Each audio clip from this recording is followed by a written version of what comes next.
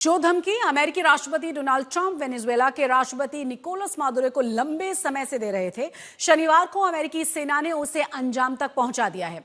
Donald Trump के इशारे पर अमेरिकी सेना ने ऐसे ऑपरेशन को अंजाम दिया जिसके बारे में सुनकर ही पूरी दुनिया सन्न है, क्योंकि निकोलस मादुरो और उनकी पत्नी सिलिया को अमेरिकी सैनिक बेडरूम से घसीटकर बाहर लाए और फिर उन्हें बेड़ियों में जकड़ लिया गया। 2 जनवरी की रात ट्रंप की निगरानी में इस पूरे ऑपरेशन को अंजाम दिया गया।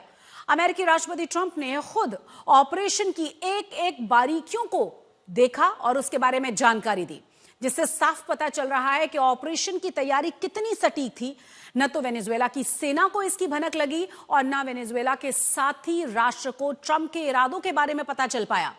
निकोलस मादुरो अब अमेरिका के कब्जे में है। बेड़ियों में जकड़े वेनेजुएला के राष्ट्रपति की कई तस्वीरें सामने आ चुकी हैं।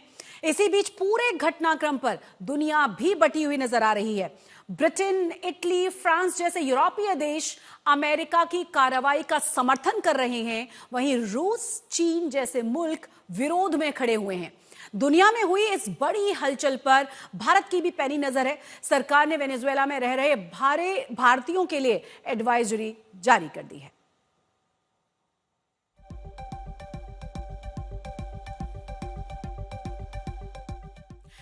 तो एक दिन पहले तक जिस वेनेजुएला में निकोलस मादुरो की तूती बोला करती थी, सब कुछ मादुरो के इशारे पर चला करता था, उसी देश में मादुरो को अमेरिकी सैनिकों ने बेड़ियों में जकड़ लिया। ट्रंप के निर्देश पर ऐसी कार्रवाई की गई जिसके बारे में मादुरो ने ख्वाब में भी नहीं सोचा होगा। राजधानी कैराकास से लेकर न्यूयॉर्क तक मादुरो की तमाम तस्वीरें सामने आ चुकी हैं। किसी में उनकी आंखों पर पट्टी बंधी है, कहीं पट्टी नजर नहीं आ रही है, लेकिन हर तस्वीर में वो बेड़ियों में जकड़े हुए बेबस जरूर नजर आ रहे हैं। 3 तस्वीरें हम आपको दिखा रहे हैं। कैराकास की तस्वीरें देखिए, न्यूयॉर्क की तस्वीरें देखिए। मैनहट्टन जब उन्हें यहां लेकर आया था, ये वीडियो जारी किया गया था किस तरीके से पूरी तरह से बेड़ियों में जकड़े हुए हैं मादुरो। और आपको ये भी बता दें कि तमाम वीडियोस और ये पिक्चर्स तभी से लगातार शेयर किए जा रहे हैं। अब न्यूयॉर्क में उनके ऊपर केस चलना है। सोमवार को उन्हें कोर्ट के सामने पेश किया जाएगा।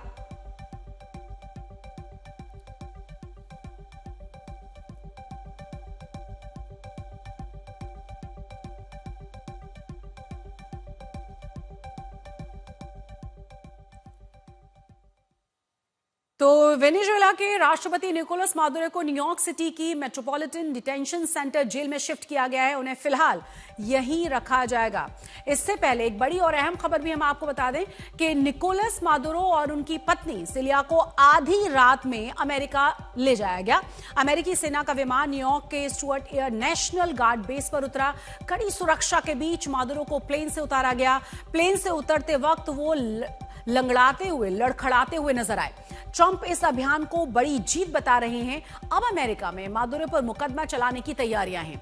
इसी बीच उपराष्ट्रपति रोड्रिग्स को वेनेजुएला की कमान सौंप दी गई है।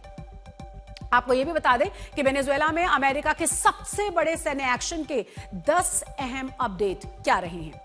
आपको बता दें कि वेनेजुएला के लिए खास टीम बनाने की बात ट्रंप की तरफ से पहले ही कर दी गई है, जो पूरी तरह से करीब से बहुत निगरानी रखने वाली है तमाम घटनाक्रमों पर। बार बार लोकतंत्र की जीत से बताया जा रहा है। बार बार कहा जा रहा है कि बहुत लंबे समय से पूरी तरह से लोकतंत्र को खत्म करने की कोशिश निकोलस मादुरो की तरफ से की जा रही थी। और आपको यह भी बता दें कि ब्रिटेन, फ्रांस, इजराइल का यूएस को समर्थन वाला बयान सामने आ चुका है। वहीं चाहे रूस की बात करें या चीन की या उत्तर कोरिया की, तमाम जो राष्ट्राध्यक्ष हैं इन देशों के, उनकी तरफ से कहा गया है कि लोकतंत्र पर, संप्रभुता पर हमला है। तो कोर्ट के सामने पेश किया जाना है। और आपको यह भी बता दें कि यूएन में सुनवाई के लिए भी अपील कोलंबिया की तरफ से की गई है, जिसके बारे में जानकारी है कि सोमवार 10 बजे इस पर सुनवाई होनी है। वेनेजुएला के राष्ट्रपति निकोलस मादुरो के खिलाफ अमेरिका ने जो ऑपरेशन चलाया, उसकी प्लानिंग बड़े लंबे समय से की जा रही थी। अभियान पूरा होने के बाद अमेरिकी राष्ट्रपति ट्रंप से इससे जुड़ी हुई कई जानकारियों को सामने रखा। ऑपरेशन की जो डिटेल्स सामने आई हैं, उससे साफ हो जाता है कि ट्रंप के निर्देश पर कैसे ये धमाकेदार सैन्य ऑपरेशन किया गया। 1 दर्जन से ज्यादा F-35 विमानों का इस्तेमाल किया गया। 150 से ज्यादा विमान कुल इस्तेमाल किए गए इस ऑपरेशन में। आपको यह भी बता दें कि 15,000 सैनिकों की तैनाती की गई थी। तमाम तैयारियां पूरी की गई थी और ये जानकारी खुद डोनाल्ड ट्रंप ने दी। ऑपरेशन का नाम रखा गया था एब्सोल्यूट रिजॉल्व।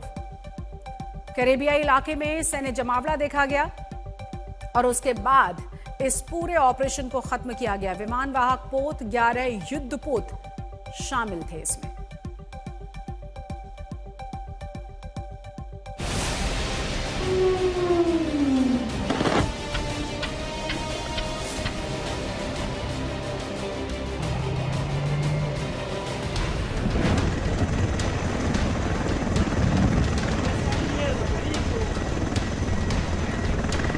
आसमान में 150 उड़ान, काराकास में जोरदार धमाके,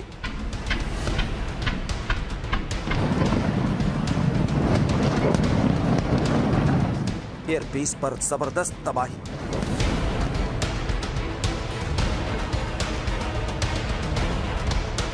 वेनेजुएला के पोर्ट पर बर्बादी,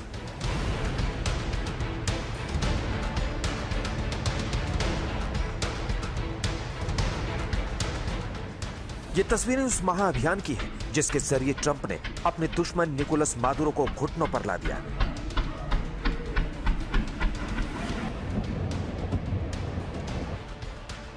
महज 30 सेकंड के ऑपरेशन में घर में घुसकर वेनेजुएला के राष्ट्रपति को बेड़ियों में जकड़ दिया।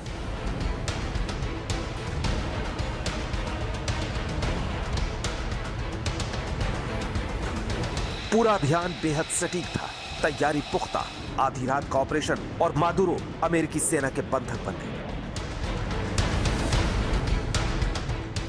इस पूरे अभियान की प्लानिंग लंबे समय से थी। सैन्य विमानों की उड़ान भरने से लेकर मादुरो पर शिकंजे की पूरी प्लानिंग की गई थी। कई बार पूरे अभियान की रिहर्सल हुई।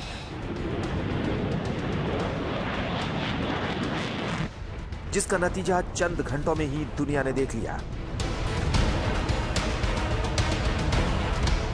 वेनेजुएला के खिलाफ अमेरिका के इस ऑपरेशन को एब्सोल्यूट रिजॉल्व का नाम दिया गया। पूरे ऑपरेशन को अंजाम तक पहुंचाने के लिए कैरेबियन क्षेत्र में बड़ा सैन्य जमावड़ा किया गया, जिसमें विमान वाहक पोत, 11 युद्धपोत और 1 दर्जन से ज्यादा विमान शामिल थे। कुल मिलाकर 15,000 से अधिक सैनिक इस इलाके में तैनात किए गए ताकि किसी भी जवाबी कार्रवाई के लिए तैयार रहा जा सके। इन तैयारियों के बाद शुक्रवार देर रात ट्रंप ने अपने सलाहकारों के साथ बैठक की और फाइनल अटैक का इशारा किया, जिसके बाद 150 से ज्यादा विमानों ने 20 अलग अलग ठिकानों से वेनेजुएला की ओर उड़ान भरी। इन विमानों में F-35 और F-22 जेट और B-1 बॉम्बर शामिल थे।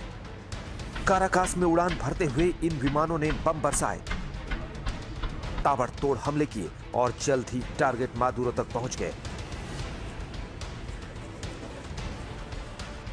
इस ऑपरेशन के दौरान अमेरिका के हेलीकॉप्टर समुद्र के बेहद करीब लगातार उड़ान भर रहे थे और ऊपर से अमेरिकी लड़ाकू विमान सुरक्षा दे रहे थे। चंद घंटे में ही पूरा अभियान पूरा हुआ और बेड़ियों में जकड़े वेनेजुएला के राष्ट्रपति मादुरो की तस्वीरें दुनिया के सामने आ गई। आज तक ब्यूरो। और चलिए अब आपको दिखाते हैं कि आखिर वेनेजुएला में बमबारी और मादुरो की गिरफ्तारी और अमेरिका लाए जाने का पूरा रूट था क्या। साथ ही आपको यह भी बता दें कि लगातार जो सवाल उठाए जा रहे थे, वेनेजुएला के राष्ट्रपति पर शिकंजा कसा गया, कैरेबियाई क्षेत्र मादुरो को यूएस शिप पर लाया गया।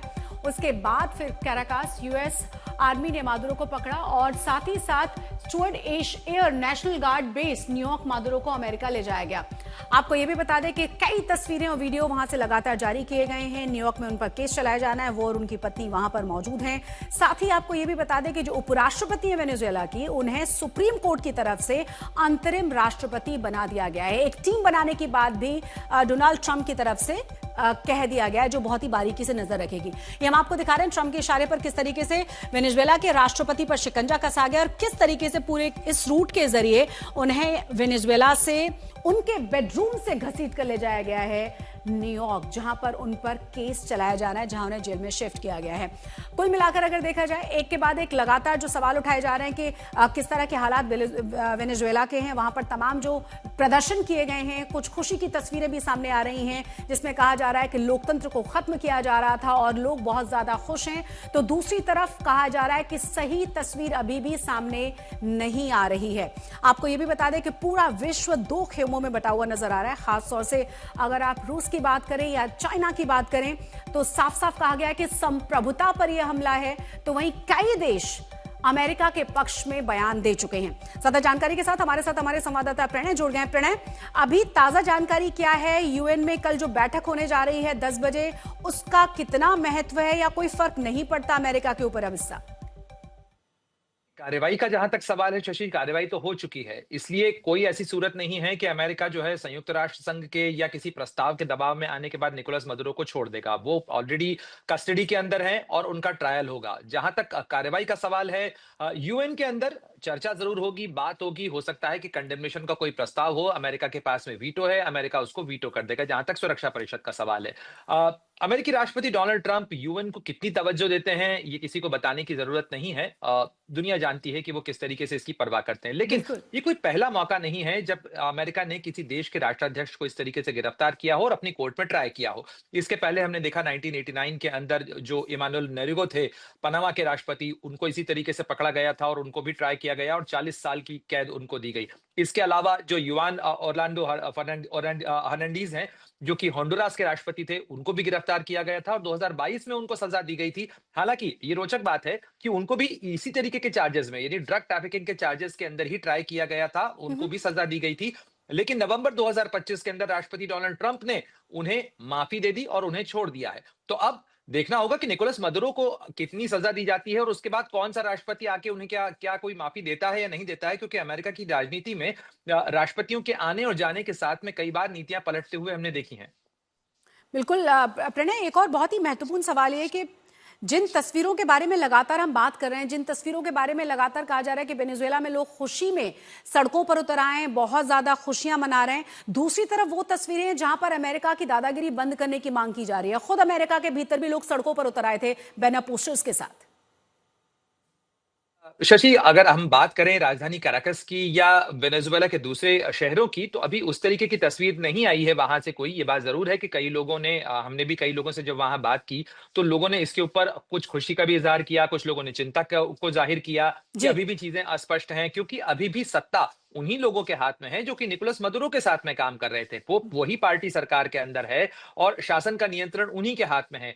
जहां तक कैराकस का सवाल है, राजधानी का सवाल है, अभी भी सेना और पुलिस जो है वो सड़कों पर गश्त कर रही है। अधिकतर लोगों से घरों में रहने के लिए कहा गया है। ट्रैफिक के ऊपर पाबंदी लगी हुई है। जो इंटरसिटी ट्रांसपोर्ट है वो भी इस समय बंद है। तो इसलिए बहुत ज्यादा तस्वीरें वहां से नहीं आई है। ये बात जरूर है कि वेनेजुएला के लोग जो कि वेनेजुएला से बाहर अलग अलग देशों में रहते हैं, उनकी तरफ से जरूर जश्न की तस्वीरें सामने आई हैं, चाहे कोलंबिया हो चाहे चिली हो।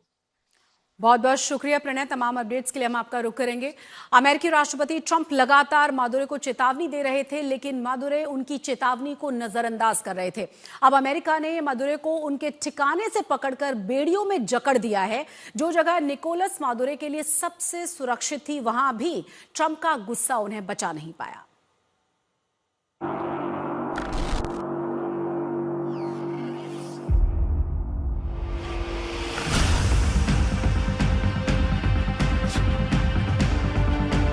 अमेरिकी राष्ट्रपति ट्रंप ने वेनेजुएला के राष्ट्रपति मादुरो की ये तस्वीर सोशल मीडिया पर साझा की तो दुनिया को चौंकाने वाले यूएस के सैन्य अभियान की कामयाबी की पुष्टि हो गई।